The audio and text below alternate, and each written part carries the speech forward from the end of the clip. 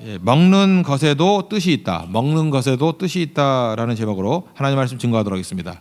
6장 7장은 5대 제사에 대한 부칙입니다.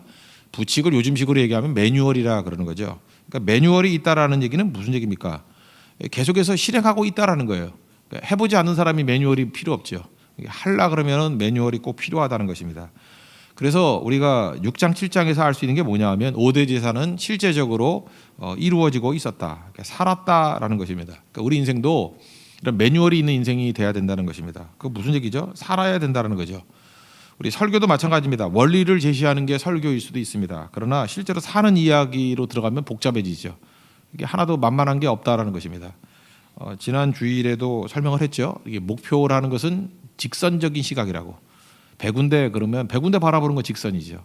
그래서 살아보지 않은 사람들을 보면은 이게 대화하는 게 이게 직선적인 시각밖에 없어요.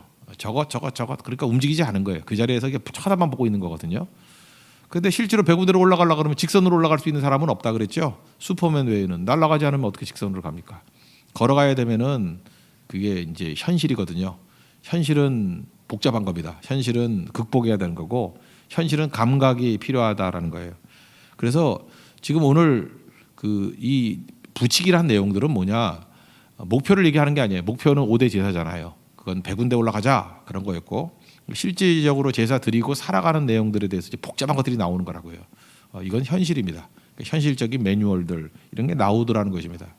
우리가 현실로 들어가면 유익이 되게 많이 있다 그랬죠. 현실적으로 들어가면 원망과 불평이 사라져요.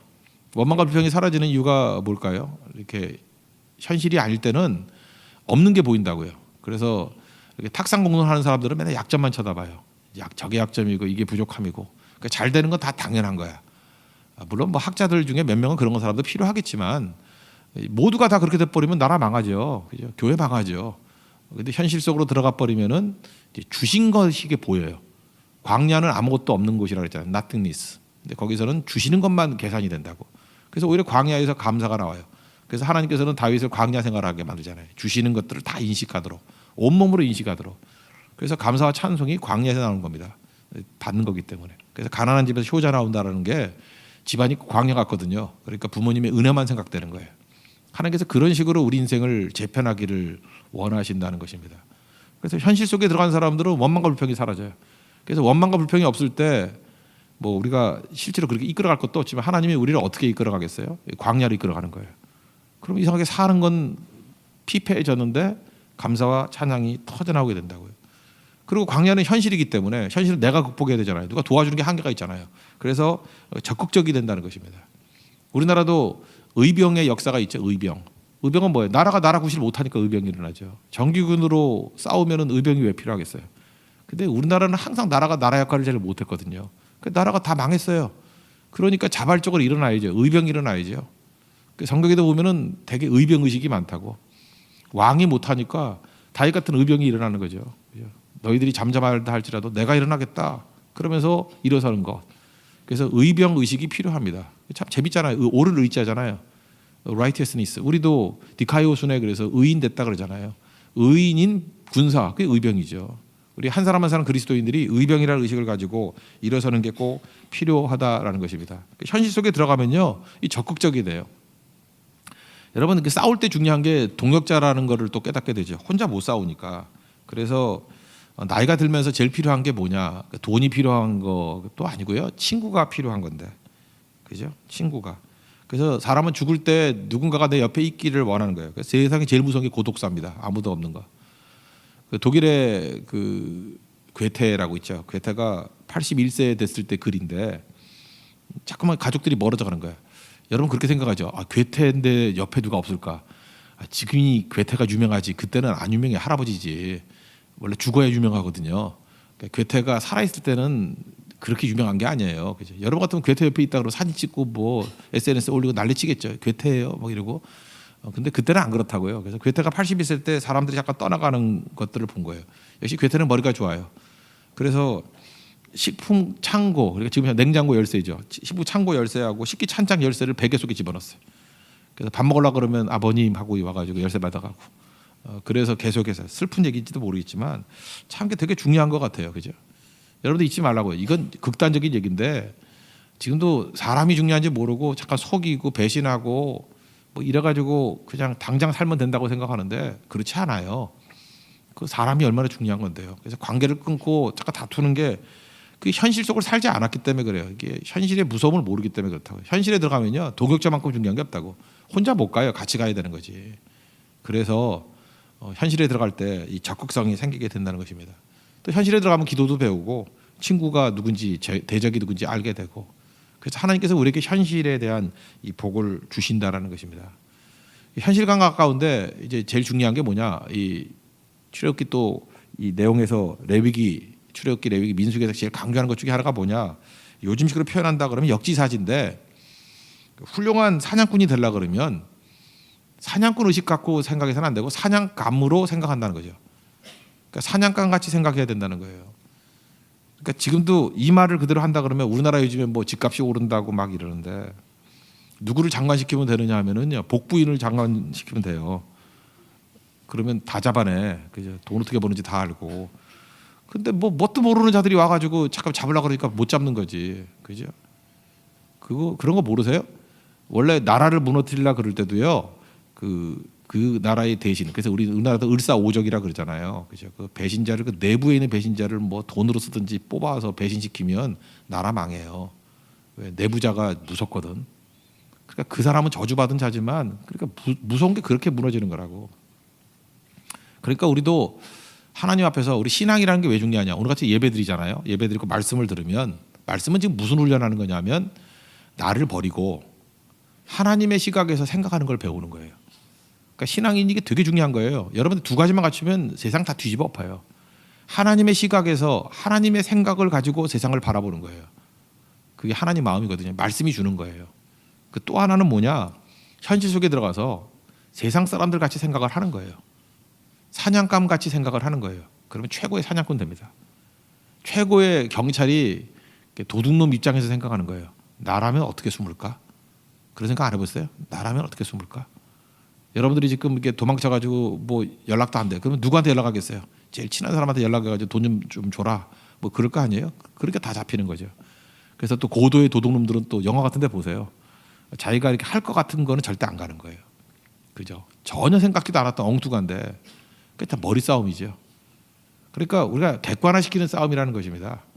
그래서 하나님 앞에서 현실 속에 들어가서 이 부칙이 있는 인생, 매뉴얼이 있는 인생의 특징이 뭐냐면 하나님 입장에서 생각을 하고 세상 입장에서 생각하는 거예요. 제가 옛날에 그 호주 갔더니 호주 원주민들 뭐 춤을 추더라고요. 그래서 원주민들 그 뭐 에보리진이라 그러죠. 이렇게 춤을 추길래 저 뭐냐 그랬더니 브롤가라는 호주에 있는 새가 있대요. 뭐 타조 비슷하게 생긴 것 같은데 그 춤이래. 그래서 저 춤을 왜 추냐 그랬더니 저 새를 잡아서 먹는 건데 그 사람들이 저를 춤을 한 2시간 3시간 춘대요. 그 추다 보면은 자기가 새가 된대. 그래서 새의 입장에서 생각을 한대요. 그럼 새를 금방 잡는데요. 똑같은 얘기죠. 사냥감 입장에서 생각을 해야지 사냥이 된다는 거예요. 지금 하나님께서 우리에게 매뉴얼로 들어올 때 우리에게 지혜롭게 이 뱀처럼 지혜로라 할 때의 내용은 뭐냐면 하나님의 관점에서 전체 그림을 바라보고 자기 자신의 것을 버리고 상대방의 입장에서 사냥감 입장에서 생각하면은 우리가 뭐 사냥이 아니지만 그들을 이해할 수 있고 건져낼 수 있고 또 하나 되게 만들 수 있는 힘이 있다라는 것입니다. 여러분들 그걸 배우셔야 됩니다. 그래서 죽어라 뛰기만 하는 사람은요 에고에 사로잡혀요. 그래서 뛰긴 뛰는데 바보예요. 뻔히 보이는 하나님과 대적하고요. 뻔히 보이는 다른 사람의 마음을 못 읽어요. 그래서 무너지는 거라고. 오늘 예배 시간이 참 좋은 겁니다. 하나님의 입장에서 생각하는 것 그리고 다른 사람 입장에서 기도하잖아요. 그래서 다른 사람을 이해하는 거예요. 이런 말씀을 통해서 객관화시킬 수 있는 하나님의 종 되길 바랍니다. 제사가 뭐냐면요. 제사 드릴 때 보세요. 제물을 자기가 잡는 제물이 있어요. 제물을 자기가 잡는 거예요. 그러면서 이게 배를 갈라서 내장을 꺼내기도 하고 또 사제를 자르기도 하고. 근데 그리고 마지막에 안수하거든요. 그게 무슨 뜻이에요? 제물이 자기 자신이라는 거예요. 그 제사 드리면서 내가 죽어야 될 거를 대신 이 짐승이 죽습니다. 내가 흘려야 될 피를 이 짐승이 대신 흘립니다. 내가 잘려야 될 이 다리를 짐승이 대신 잘립니다. 그게 예배라고요. 그러니까 예배의 정신이 뭐예요? 하나님 입장에서 생각하는 것과 내가 하나님 앞에서 죽는 거예요. 그러니까 계속해서 우리 예배 정신이란 건 성교도 마찬가지입니다. 현장 속에 들어가서 내 몸이 움직이는 거야. 몸이. 그래야 우리 영혼까지도 영향을 미치게 된다라는 것입니다. 우리 찬송가 147장도 보면 거기 너 있었는가 그때 그 니그로라는 말 안 쓰면 안 되겠죠. 예, 그 흑인 영가, 예, 그뭐 니그로 스피리추얼이었는데 그걸 뭐라고 번역해야 되나? 요즘 그런 말 안 쓰던데 니그로란 말을 잘 안 쓰니까 흑인 영가. 거기 너 있었는가 그때, 거기 너 있었는가 그때, 그 십자가에 달릴 때. 이 찬양의 핵심이 뭐예요?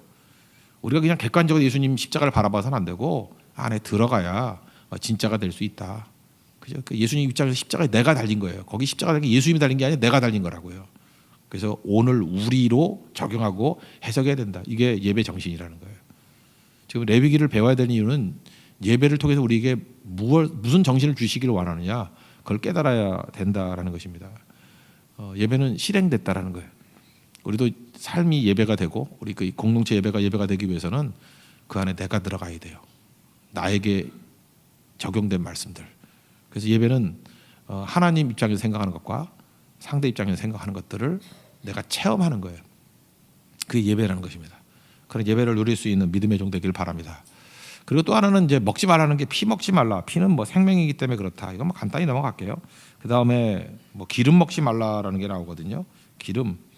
근데 피와 기름 먹지 말라. 요걸 통해서 오늘 요걸 좀 강조해서 말씀을 드리고 싶은데, 여러분 의료 혜택을 못 받는 지역에 가봐요. 그러니까 약도 없고 의사도 없어요. 그런데 오랫동안 거기 살아야 돼요. 그럼 여러분 이제 애가 아파요. 애가 아프다고. 그럼 여러 가지 뭘 하겠어요?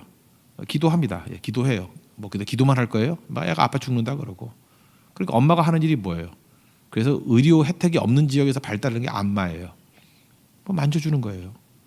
그래서 옛날에 의료 혜택이 안 됐을 때 엄마 손은 약손 그래서 엄마가 할 수 있는 게 없다고 약이 있으면 약을 먹이죠. 그죠? 의사 있으면 의사한테 들어가죠. 그거 할 수 없었거든요. 그러니까 엄마가 안타까운 마음에 기도하면서 하는 게 뭐예요? 엄마 손은 약손. 그리고 배 만져주는 거예요. 그래서 태국이나 이런 나라 가보면요, 이게 의료가 별로 없기 때문에 그런 데 마사지가 발전된 거 이렇게 만져주는 거. 만져다 보니까 어떤 때 소화 안 되는데 어디 눌렀더니 소화도 되고, 뭐 아플 때 이거 누를 때 두통도 사라지고. 이게 경험 법칙에서 이렇게 알게 되는 거 아니에요. 저는 그런 의미에서 이렇게 사람이 엄마가 만져주고 하는 이런 것들이 이게 굉장히 중요한 또 전달이라고 생각이 돼요. 지금 이 제사 내용들도 주로 그랬던 것 같아요. 피도 그런 거 아니에요. 피가 생명이라 그러는데 이게 뭐 말씀 그대로 그냥 받아들여도 되는 거지만 우리 한국 전설에도 뭐 그런 거 있지 않습니까? 어머니가 편찮으세요. 근데 뭐 의사도 없고 약도 없고 그때 우리 인간이 할 수 있는 일이 뭐예요? 알잖아요, 자기가 피가 생명이라는 거. 그래서 그런 거 있죠. 그 절지 의식. 아들이 가서 어머니 그러더니만 이를 깨물어 가지고 어머니 그 입에다가 자기 피를 뚝뚝 떨어뜨렸더니 그 피 마시고 엄마가 살아났다. 뭐 이런 얘기 안 들어봤어요? 만화를 요즘에 안 보시는가 보죠. 옛날에 꺼벅이 만화 보면 맨날 나오는 게 그런 거였는데, 그죠? 이렇게 뭐 효자가 하는 일이 뭐 이렇게 피를 엄마한테 했더니 뭐 일어나더라. 그 우리나라에도 전설같이 많이 내려온 얘기라고요. 그 인간이 하는 얘기가 뭐냐면 그 내 귀중한 생명을 들여서 생명과 생명을 이렇게 교체하겠다 그런 의식이 있는 거야, 우리 몸 속에도. 그러니까 피 먹지 말라 이런 얘기는 뭐냐면 생명을 그냥 이거 신학을 좀 벗어나세요. 함부로 여기지 말라. 그죠? 함부로 여기지 말고 귀중하게 여기는 것이 중요하다. 이게 뭐 우리 정성이잖아요. 그러니까 피 갖고 막 장난치고 그러지 말라는 거예요. 기름은 가장 고귀한 것이거든요. 고귀한 것. 그래서 인간이 자기가 많은 것들을 이렇게 기름이 이제 우리 같은 돈이에요, 돈. 많은 것들을 이렇게 거두면은 냄새가 나거든요. 여러분 한국 문화는 냄새 거부 문화인 거 아시죠? 우리 말에는 악취라는 말이 없어요. 그냥 냄새 나는 거를 다 거부했어요. 그래서 누가 오면 야 너 냄새 난다. 그러면 이 냄새가 나쁜 냄새라는 뜻이죠. 좋은 냄새라는 게 없어요. 그래서 굿스멜이라는 게 없고 전부 다 bad smell이에요. 그래서 냄새 난다. 그러니까 되게 나쁜 거로 생각했다. 몸에서도 냄새가 안 나야 돼요. 냄새 나는 게 악이었어요. 그래서 몸에서 냄새 나는 걸 노린내라 그랬어요. 노린내. 그러면 이건 악이에요. 그리고 부정부패 행했을 때 저 사람 냄새나. 그래서 냄새를 아주 나쁜 걸로 여겼다고요. 그래서 꽃향기도 냄새나는 꽃을 굉장히 저속하게 여겼어요. 여러분 목련 아시죠? 목련이 예쁘긴 예쁜데 한국 사람들 싫어했어요. 이유가 뭐냐면 너무 머리가 아파요. 냄새가 너무 진해가지고. 여러분 봄 될 때 그 목련 폈을 때 한번 가봐요. 냄새가 무지 지독해. 막 그래서 자두. 그래서 자두라는 게 땅에 머리를 상하게 만드는 향이라 그랬어요. 그래서 목련향 많이 맡으면 선비들이 옆에 안 갔어요. 저 너무 진해가지고 안 좋아. 그래서 여자분들 뭐 이렇게 향수 많이 뿌리고 다니면 저 술집 다니는 여자야 막 이러면서 그때 저 어른들이 쓸 때 한자 써줄 때 자두향이야 그랬어요. 목련향이란 뜻이에요. 자두향, 머리 아프게 만드는, 머리 아프다 그러는 게 여기서 나온 거예요. 자두향. 진한 냄새 다 나쁘게 여겼고요. 벚꽃도 싫어했어요. 일본 사람 때문에 싫어한 것도 있지만 그거는 뭐 지린내 비슷하게 난다 그래가지고 요통향이라고 했어요. 요통향. 그래서 굉장히 멸시했어요. 그래서 우리나라는 벚꽃도 싫어했고 목련도 싫어했고, 그래서 냄새 같지도 않은 냄새 뭐 이런 거 되게 좋아했다고요. 그래서 그 뭐 국화, 국향이라 그러고, 그리고 겨울에 피는 거 있죠. 매화. 매화는 거의 냄새 안 나거든요. 그래서 매화의 냄새를 갖다가 이렇게 어둡다, 어두운 냄새라고 해서 암향이라고 했어요. 그래서 여러분 암향이라면 어두운 냄새라고 하면 안 되고, 암향 그러면 100% 매화향이에요. 매화의 향, 잘 느껴지지 않는 거. 그래서 어른들은 남자들이 요즘에 향수 뿌리고 다니면 막 욕했어요. 이놈이 그 쌍놈이냐 뭐. 그러고 남자는 이렇게 건강하게 일했을 때 나타나는, 목욕하고 난 다음에 나타나는 그 정도 향, 이런 걸 좋아하는데, 저는 그것도 굉장히 의미가 있다고 해요. 서양 사람들이 냄새가 나거든요, 몸에. 기름 먹으면 그래요. 고기 많이 먹으면 냄새 나게 됐어요. 한국 사람들 요즘에 채취가 나는 사람들 보면 고기 많이 먹어서 그래요. 여자분들 몸에 냄새 나는 여자분들 있죠. 고기만 끊어보세요. 냄새 하나도 안 나요. 고기 먹으니까 냄새 나는 거예요. 계속 풀만 먹어보세요. 풀 먹고 그러면 진짜 몸이 원더풀 된다니까요. 원더풀. 그래서 아무 냄새도 안 나요. 한국 사람 그거를 원했다고. 그죠? 이렇게 깨끗한 거. 그 냄새를 별로 좋아하지 않았어요. 그러니까 하나님 입장에서도 그거예요. 그 피를 먹지 마라, 생명. 기름 먹지 마라, 과도하게. 그죠? 자기 거 챙기지 마라. 뭐 이런 예배적인 의식이 있다고 생각을 합니다. 성경 보면 좋은 냄새 말할 때 예수님의 향기만 나게 만들래요. 예수님의 향기. 고린도후서 2장 15절 보니까 구원받는 자들에게나 망하는 자들에게 하나님 앞에 우리는 그리스도의 향기니, 매화, 국화 이런 향기 같이 싹 지나가면 인간 냄새가 나면 안 되고 예수 그리스도의 냄새가 나도록 하라. 이게 되게 중요한 거죠. 이스라엘 사람들은 또 그 좋아했던 것들이 있거든요. 그 백합화를 되게 좋아했던 것 같아요. 백합화 향이 그게 하나님이 보낸 사람의 향. 그래서 예수님을 백합화 향으로 많이 묘사하잖아요. 노래 부르진 않았는데 옛날 찬양 가운데 그 사람을 보며 세상을 볼 땐 만족함이 없었네 하면서 동남푸마 불어라 이런 노래 있죠. 뭐 모르면 할 수 없고. 근데 여기 보면은 가시밭에 백합화 예수 향기 날리니 뭐 이런 게 나오거든요. 가시밭에 백합화. 이 가시밭이 왜 될까요? 가시밭이 물이 없으니까, 수분이 없을 때는 가시가 되잖아요. 여러분 그 미국의 LA 쪽에 가보면요, 해안선에서부터 그 팜스프링스 쪽으로 이렇게 사막 쪽으로 쭉 가다 보면은 차 타고요 쭉 한번 가보세요. 가보면은 한 서너 시간 이렇게 달려 보면은 수분이 많은 데는 잎사귀가 있어요. 그러다 잎이 점점 작아져. 차 타고 가다 보면. 그래서 나중에 잎이 가시가 돼요. 그래서 가시가 원래 잎이었구나라는 것을 알게 돼요. 잎이 크다가 점점 잎이 작아지다 나중에 가시가 돼. 그러니까 물이 없으면 가시예요. 그러니까 가시밭이라는 건 무슨 뜻이에요? 물이 없다라는 거예요. 선장이 돼버리는 거예요. 근데 가시밭은 어떻게 백합화가 필까요? 이거예요. 동남풍마 불어라, 서북풍마 불어라. 이게 뭐냐면은 서북이니까 지중해에서 오는 비예요. 바람이에요. 그러니까 지중해에서 오는 바람은 우리나라하고도 비슷해요. 이렇게 찬바람이에요. 바닷바람이니까. 그냥 차고 습기를 많이 품은 그런 바람이에요.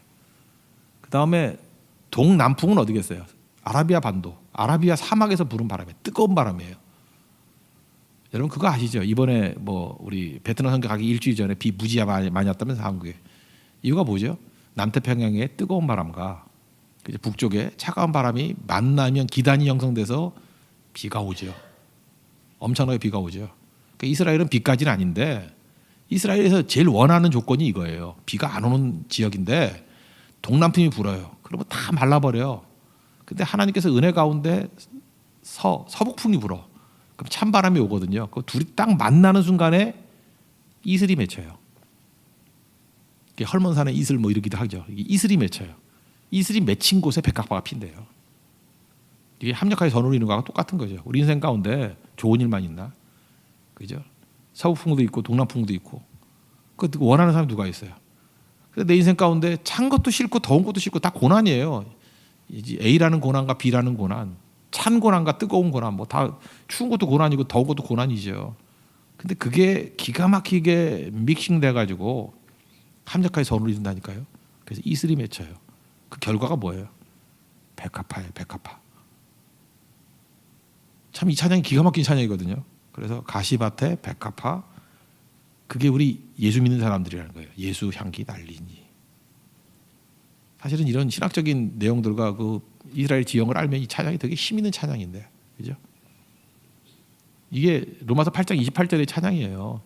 내 인생 가운데 원치 않는 찬바람과 원치 않는 뜨거운 바람이 오지만 하나님께서 합력하게 선을 이뤄서 이슬 맺히게 만드시고, 모든 것이 가시밭인데 하나님께서 우리에게 백합화가 피게 만드신다. 그 백합화가 예수 향기라는 거예요.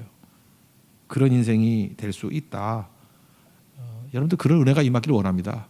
여러분 인생 가운데 지금 뭐 동남풍이 불습니까? 뭐 너무 뜨거워서 못 살겠어요? 하나님께서 알지 못하는 서북풍을 주실 거예요. 그래서 이슬이 맺힙니다. 그래서 백합화라는 향기를 맺게 되는 하나님의 은혜를 주신다라는 거예요. 그래서 합력하게 선을 이룬다가 뭐라 그랬어요? 어떤 재료를 가지고도 목적을 이루신다. 하나님께서 우리에게 선한 곳으로 목적, 선은 목적이거든요. 목적을 이루시는 하나님.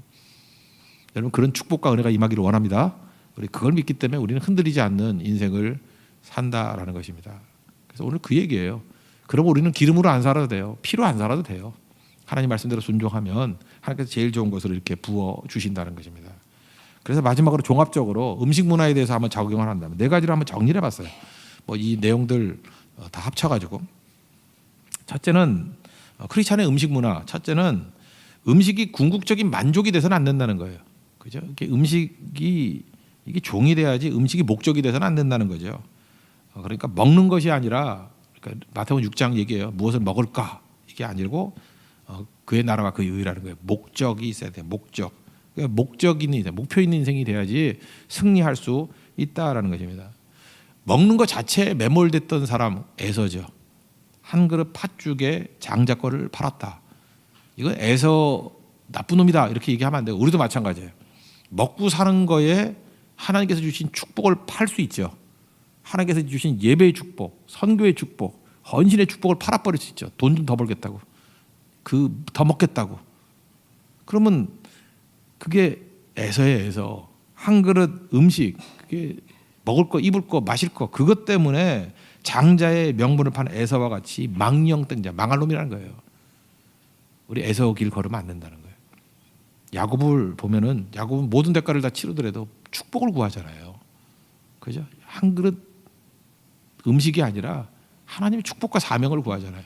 그래서 야곱이 됐다라는 것입니다. 예수님도 그랬죠. 돌로 떡 만들어 먹어라. 이 떡이 목적이 되는 거를 거부하시고, 말씀이라고 했잖아요. 사람이 떡으로만 살 것이 아니요 하나님의 입에서 나오는 모든 말씀으로 살 것이니라. 우리도 그렇게 살아야 된다라는 것입니다. 목적이에요. 제가 이거 외국에 사는 분들이 비아냥거리는 게 아니라, 가끔마다 이제 외국에 사시는 분들 있잖아요. 좀 잘 사는 나라 좀 사시는 분들 보면 꼭 이런 얘기를 해요. 한국에 사는 것보다 여기 사는 게 편하대. 내가 볼 때 아무리 봐도 편할 게 없는데 뭐가 편하다고 저럴까? 그랬더니 그 물어봤죠. 뭐가 편합니까? 그랬더니 일단은 시월드가 없대. 시어머니, 시누이 뭐 시월드가 없대. 뭐 그 좋다고. 여기서는요 뭐 유행도 안 타는데 아무거나 입고 다니고 거지같이 입고 다녀도 아무도 쳐다도 안 본대. 신경 안 쓰고 살아도 좋대. 내가 보니까 그거 거의 노숙자 같은 삶이기 때문에 좋다라는 거 똑같은 거예요. 그죠? 꿈도 없어, 비전도 없어, 사회 기여도 못해. 그냥 사는 거지. 우리 한국 같으면 한국에 사는 필리핀 사람하고 똑같은 거지. 그걸 행복이라 그래요? 꿈을 잃어버린 거지. 사회 기여를 안 하려고 그러는 거지. 오늘도 뭐 이렇게 신문 보니까 뉴욕 같은 데 보면 한국식 그 학원 있죠. 보습 학원. 뭐 사람 미어 터진다는데 이제 한국 학생이 더 적대요. 그 외국 학생이 더 많대요. 그러면서 거기 나오는 얘기가 그래요. 그 밑바닥 있는 애들이니까 미국 뭐 이렇게 대충 놀면서 공부하는 거지. 그 상류층 애들 한국보다 공부 더 해요. 과외 공부 더 하고. 우리도 봐요. 노는 애들 밑에 가면 다 얼마나 자유롭게 노는지 알아요? 호주보다 더 놀아요. 호주 캥거루보다 더 놀아. 그 누굴 보느냐가 중요한 거지. 미국의 상류층 2% 공부 코피 터지게 빡 터지게 해요. 몰라도 하나도 모르는 얘기지. 이민자 가니까 살기 힘드니까 거의 바닥 인생 아니에요. 바닥 인생이니까 대충 사는 거지. 어디 거길 비교하냐고. 그거 아니죠. 우리도 마찬가지예요. 무엇을 먹을까, 무엇을 마실까. 편하다. 그 질에서 편하다. 그거하고 똑같은 거죠. 우리 사명자고 자녀잖아요. 자녀가 어떻게 편할 수 있어요? 사명 붙들고 나가야 되는데. 국가대표가 어떻게 편할 수 있어요? 뛰어야죠. 여러분 신앙생활 절대 편하지 않습니다. 누가 편하대요? 누가 100군데 가야 되는데 어떻게 편해요? 체력도 봉학해야 되고요. 짐도 줄여야 되고 거기 싸지만 들고 못 가요. 100군데 가는 애들 기타 메고 못 가. 거기 다 내려놓고 가야 돼요. 드럼을 어떻게 들고 가? 이걸 드럼 스틱만 들고 가는 거예요. 그래서 돌멩이 놓고 치야지. 그거 못 들고 가요 거기. 그러니까 진짜는 이렇게 줄여야 된다는 것입니다. 목표와 현실 혼동하지 말라 그랬죠. 우리 목표가 있습니다. 그래야 싸움에 승리할 수 있다는 거. 꼭 잊지 말고 승리하는 하나님의 종 되기를 바랍니다. 그래서 음식은 목적이 될 수 없다. 음식은 사용 개념이에요. 먹고 목표를 이루는데 가야 된다. 그리고 두 번째, 세 번째는 몸하고 영혼에 도움이 돼야 돼요. 두 번째는 음식이 몸을 상하게 하는 음식은 먹어서는 안 되겠죠. 그죠? 그래서 고린도전서 3장 16절 보니까 우리가 하나님의 성전이래요. 성령이 계신 하나님의 성전이다. 그 몸을 거룩하게 해야 된다. 그런 얘기죠. 우리가 하나님의 몸이니까 일단 몸을 거룩하게 위해서는 죄 지으면 안 되겠고요. 음란한 죄 지으면 안 되겠고. 또 육체적으로도 술, 담배 뭐 이런 걸로 마약 이런 걸로 건강 잃게 만드는 것은 옳지 않겠죠. 근데 여기서 뭐 마약을 하는 사람이 몇 명이나 되겠어요. 뭐 마약 김밥 위야 먹겠지만 뭐 그건 마약 아니잖아요. 그죠? 마약 떡볶이 이런 거 먹겠지만 진짜 마약을 하는 분들은 별로 없겠죠. 여기는 수요일 날 안 나오시겠죠. 주일에만 나오시겠죠. 그런 분들은. 근데 과식 같은 건 죄인 것 같아요. 과식하는 건 이건 우리나라가요 원래 무지 먹던 문화예요. 그래서 중국 사시들이 와가지고 또 우리 개화기 때 서양 선교사들이 와가지고 기록 보면 한국이 놀랍다라는 것 중에 하나가 무지 먹는다는 거예요. 여러분 19세기 그 말이나 이럴 때 사진 봤어요? 밥그릇이 대야예요. 대야인데 밥을 이렇게 밥그릇보다 위로 2배를 쌓아서 올려놓은 거. 여러분 저 임진왜란 때 이순신 장군 숟가락 그거 한번 보셨어요? 숟가락이 그 주걱이에요. 주걱. 우리나라 밥 엄청 먹었던 나라예요. 엄청. 그래서 대식국이에요. 대식국. 너무 먹는다 그래서 서양 선교사들이 와가지고 놀란 게 너무 먹어요. 너무 먹어요. 너무 먹는다고 뭐 청나라에서도 와서 그 기록들 보면 이 조선이 무지 많이 먹는 사람들이라고. 어떻게 저렇게 많이 먹느냐. 저는 어렸을 때도 봤어요. 우리 엄마들이 지금도 있어요. 저희 어머니도 그런 것 같아요. 지금도 나이가 지금 몇 살인데 지금도 와가지고 잠깐 많이 먹는 걸 좋아해요. 많이 먹으라고 또 먹으라고 그러고. 어떻게 했냐면요. 옛날 엄마 제가 어렸을 때 엄마들 모양들 보면은 애들을요 무지 먹이는 거야. 더 안 충만할 때까지. 성령 충만 아니지만 배는 충만했어. 막 먹여서 배를 눌러요. 엄마가 꼭 눌러서 탱탱해질 때까지 먹여.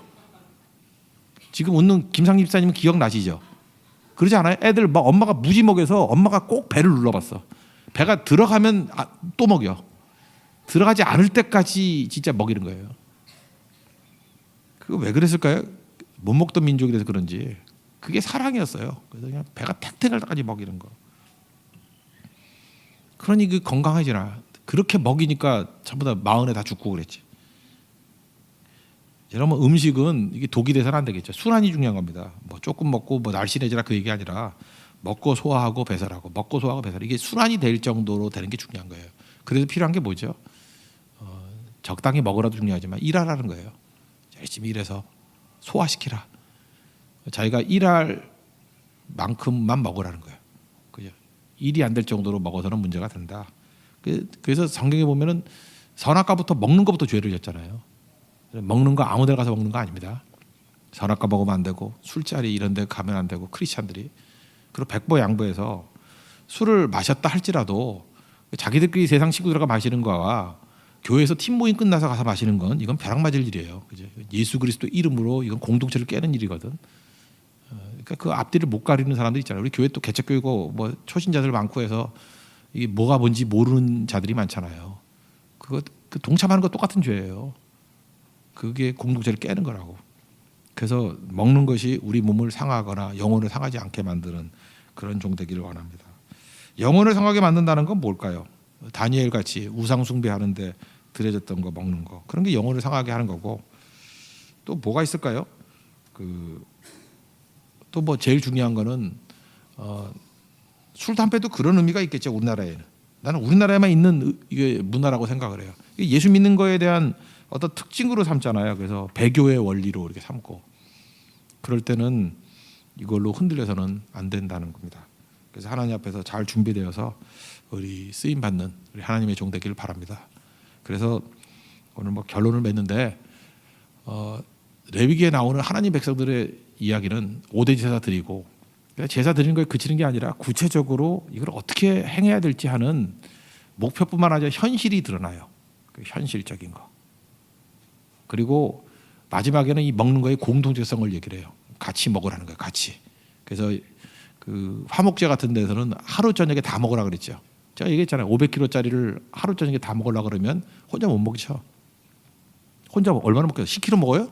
그러면 내 식구 먹어봐야 40kg밖에 못 먹잖아. 그러면 500kg짜리라 그래도 보통 800kg인데 460kg는 아는 사람 불러 모으고, 아는 사람도 안 되겠죠. 막 모든 사람 다 불러 모아야 될 거 아니에요. 그래서 잔치가 되는 거예요. 그래서 화목이 되는 거라고. 먹을 때도요, 우리 한국 문화는 공동체성이 있었어요. 그 공동체성 중에 하나가 뭐냐 하면은, 서양 사람들은 구워 먹죠. 구워 먹으면 많이 못 먹어요. 그런데 10명이 먹거나 20명이 먹거나 별 관계없는 게 국문화예요. 국. 우리는 국 끓여서 먹었어요. 설렁탕, 갈비탕 이렇게 해서. 이게 공동체성이에요. 우리 한국에. 그래서 교회는 국을 먹여야 돼. 그래서 오뎅국. 이게 마른 거 그래서 안 주잖아요. 우리가 오뎅국, 미역국, 콩나물국. 그죠? 하여튼 뭐 이것도 아니면은 뭐 어떤 국이라도 주잖아요. 국. 그게 공동체성이거든요. n분의 1을 나눌 수 있는 거예요. 물만 더 갖다 부으면 얼마든지 먹을 수 있어요. 늦게 가도 있는 이유가 뭔지 알아요? 물 부었기 때문에 그래. 그죠? 다 남아있기 때문에. 이스라엘도 이렇게 먹었어요. 공동체로 같이 먹었다고. 이게 되게 중요한 거죠. 그래서 먹는 거에는 메시지가 있습니다. 나는 뭐 예배만 드리고 갈 거예요. 그게 아니라 식사하는데 식사를 배분하세요. 이 혼밥이라는 건 정말 그게 비참한 겁니다. 그건 저주예요. 왜 혼자 먹어요? 같이 먹을 수 있는 사람을 만들어야 되고요. 어렵더라도. 그리고 교회에선 다들 밥 먹고 가는 게 좋아요. 같이 먹고. 그게 우리 영혼을 굉장히 풍성하게 만들고, 그걸 통해서 공동체가 세워지게 된다는 것입니다. 그래서 공동 식사는 의미가. 그래서 예수님께서 십자가를 기억하라고 만든 게 성만찬이잖아요. 밥 먹는 거예요. 먹는 걸 통해서 하나됨을 누리게 하라. 잘 보세요. 우리는 삶 전체가 하나님께 예배입니다. 그게 지금 레위기 이 5대 제사에 대한 시행 세칙에서 부칙에서 보여주는 메시지라는 거예요. 우리 먹든지 마시든지 무슨 일을 하든지 하나님의 영광 위해서 할 수 있는 우리 하나님의 거룩한 백성 되기를 바랍니다. 모두 자리에서 일어나겠습니다. 우리 꽃들도 찬양하죠. 우리 안에도 이런 아름다운 동남풍, 북서풍 불어서 백합화같이 예수 향기 날리는 아름다운 교회가 되고 부흥이 일어나게 해달라고, 약간 외색풍의 노래지만 찬양하도록 하겠습니다.